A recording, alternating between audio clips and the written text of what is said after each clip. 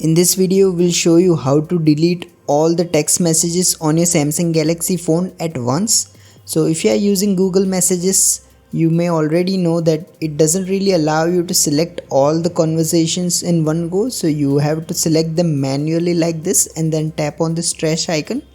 However, there is also an easy way to do this. So for this, you will need to open the Samsung Messages app and then set it as the temporarily default app. So select continue with Samsung Messages. If you can't find it, you can also download it from the Galaxy store.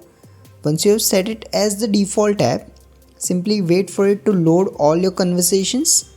Once you have done that, simply tap on this three dot icon, select delete and then tap on this all option here. Then tap on this delete option at the bottom. Once you have deleted all your messages, tap on this three dot icon again, go to trash. Here tap on this three dot icon and then select empty.